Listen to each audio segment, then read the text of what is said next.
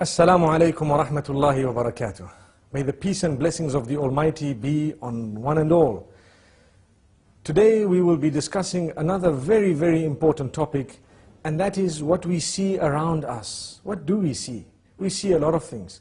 One of them is everybody is running. Everybody is racing. Racing to do what? Racing to get more, to have the latest, to have everything the others have and even more and better, and to see who has the best and so on. This is more like a rat race, the race behind materialism. If we are to run behind materialism, materialism has no end. A lot of the times the example that people give is that of the mobile phone. We always want the latest, even if the phone we have does our job and it is good and it has been faithful to us, we still want to change it, we want to update it. Sometimes when we cannot even afford to have a mobile phone and we would have it, we would borrow, we would live on that which is credit, in the sense that we owe people and we don't even have the means to own something and we want it. The same applies to a motor vehicle, where you have a person who has a car, they've barely afforded it, but they want another one. They want to update it, and they keep on updating it, and they look at the other one, and they want that one as well.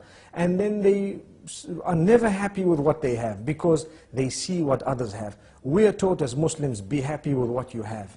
Look at what you have, concentrate on it, and thank the Almighty for what He has given you and for where He has placed you. And this is the contentment of the heart that is required by a believer. And we need to know, yes, if you can afford it very comfortably, then go to it. And maybe perhaps you are allowed to have it. But what you do need to understand, and I do need to understand as well, is that I need to tailor-make my life according to my budget. What I have is the budget. What I own is the amount that I have. I need to make sure that I buy that which I can afford. Why should I buy something I cannot afford? It is a burden on the shoulders. It is something that will bog me down. It is always a worry in the mind. Some people have, and we've seen this happening even in advanced countries, some people have lived on credit all their lives. So they have a job, the job pays them a good salary, their car is on hire purchase, the furniture is on hire purchase, the television on hire purchase, the computers on hire purchase, the phones on hire purchase, the furniture, everything on hire purchase. So much so that even their holidays are not yet paid for. And they've just swiped a card and it keeps on adding. They did not calculate that one day we might lose the job. Then how are we going to pay for it? And this has happened. It has happened in the most advanced of countries. And we need to know that it can happen anywhere. And for this reason, Islam teaches us, don't live on credit. Live your life according to your means. If you cannot afford a holiday, don't go on it.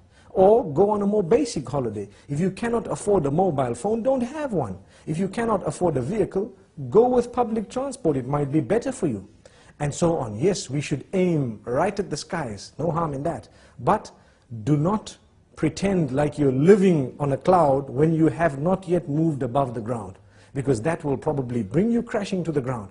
And this is why we say the race towards materialism does not stop. It continues. The more we run, the faster it runs.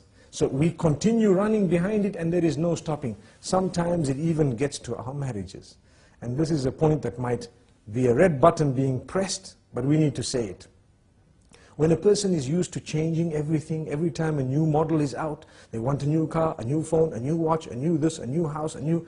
Some people who are weak, it might even seep into their marriages, where they no longer are interested in their own wives. Why? There is a new model out, so to speak. What does that mean? There is someone who wears a different type of clothing, who has a different cut, different likes, and everything is totally different, much younger and so on. We need to be careful.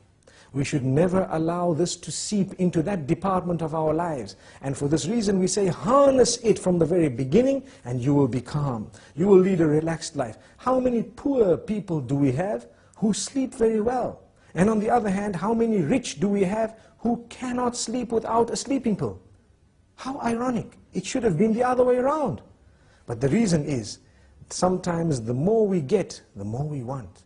And for this reason, the Almighty keeps us sometimes slightly backward, so that we can enjoy our sleep, we can have a happy home. So many people, that when they've got enough money, enough time, enough good health, so to speak, they tend to think of sin, and they'd like to go and spend it in the casinos, on people whom they are not supposed to be spending it upon, spending nights out, engaging in adulterous affairs, and so on, because they've got the time to do that, the wealth to do that, the health to do that. So as a gift of the Almighty, He sometimes keeps us less wealthy so that we don't even go there. He sometimes keeps us less healthy so that we don't have the health to do that. And sometimes He keeps us occupied so we don't have the time to do that. And we lead a happier home, a happier life, a happier family. Our children are always with us on our laps, having the meals with us and so on. Whereas you have sometimes those who have been given a lot, they don't have a meal with their children. Their children are distant. They have a relation with them which is very plastic, or should I say, very cosmetic. We ask the Almighty not to make us from those. Yes, there is an exception. There are those who are wealthy, and they use their wealth in the right direction, and they do not allow that wealth to develop, or should I say, to change in a negative way their character and conduct. Because sometimes what wealth does, it messes a person up. Or, to word it more correctly, as we've always said, wealth does not spoil you, but it gives you the opportunity to show who you always were inside. And I think we've explained this in the past. Like someone working for a boss, and his boss tells him something he doesn't like, he might be very upset, he wants to show it, but because he's not as wealthy, he cannot show it. So he says, yes sir, thank you sir, okay sir. But his heart is bubbling and bursting with all this, want to actually clarify and to answer back. He hasn't done it because of his standing. The minute he gets wealth, the wealth did not spoil him, but it gives him a chance to answer back and say, who do you think you are? If you have, we have as well. And for this reason we say, we need to have the best character and conduct prior to when we've had wealth, whilst we have the wealth, and even after it's gone. And when we remain humble, we won't suffer depression if we suffer a loss.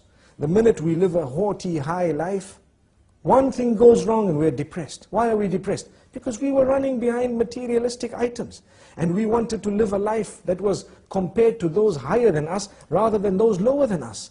And for this reason we say, it is best for us to look at those lower than us, so that we can appreciate the gifts of the Almighty upon us. Like we always say, if you don't have shoes, look at those without feet. And you will realize, at least I've got my feet, I might not have shoes. And this is just one example. In this way, there are so many examples. The youth out there, definitely the media plays a big role, a very big role, in convincing people to want things that they don't actually need. And this is why we need to distinguish between the wants and the needs. You need something, that is different. But when you want something, can you afford it? Is it necessary? Even if you can afford it, is it going to result in the destruction of your marriage, in the pushing away of your own children, or in the loss of respect, or in the changing of your habits in a negative way? If it is, leave it out. It's only something you want. You don't actually need it. You'd rather remain with that which you need and have an intact family with positive, relatives and family members and a good work environment and so on. That is much, much better than being a person who has everything, no friends, no family, nothing good in life.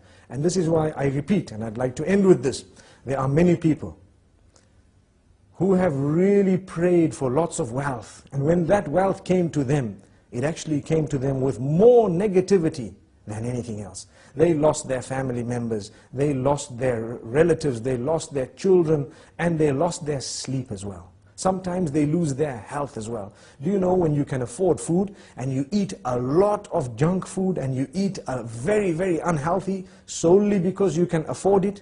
Sometimes the Almighty does you a favor, you simply cannot afford it, and you don't know that the gift, or should I say, the side kick of that was that you would remain much healthier than those who could have afforded everything and did have it.